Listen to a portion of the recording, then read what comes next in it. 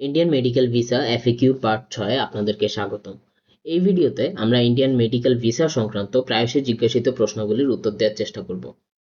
আপনাদের যদি এর বাইরেও কোনো প্রশ্ন থেকে থাকে, আপনারা আমাদের ইন্ডিয়ান মেডিকেল ভিসা এফএকিউ সিরিজের অন্যান্য পর্বগুলো দেখতে পারেন অথবা আমাদেরকে জানাতে পারেন কমেন্ট বক্সে। আমরা চেষ্টা করব আপনাকে কমেন্ট বক্সে উত্তর দিতে।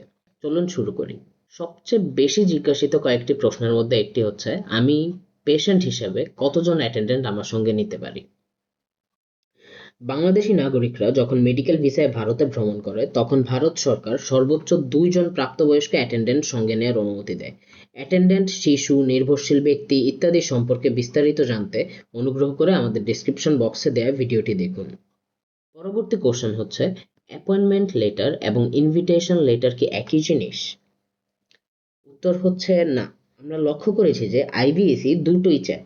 ভারতীয় হাসপাতাল কর্তৃক এফআরআরও পোর্টাল থেকে system generated Ayush invitation letter এবং হাসপাতাল থেকে প্রদত্ত ডাক্তার অ্যাপয়েন্টমেন্ট লেটার।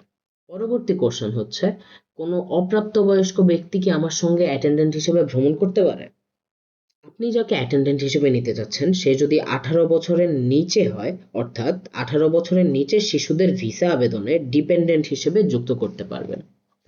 আপনাদের যদি আরো কোনো প্রশ্ন থেকে থাকে আমাদেরকে কমেন্ট বক্সে জানাতে পারেন অথবা আমাদের হোয়াটসঅ্যাপ নাম্বারটি স্ক্রিনে দেয়া আছে, আমাদের সাথে হোয়াটসঅ্যাপে যোগাযোগ করতে পারেন।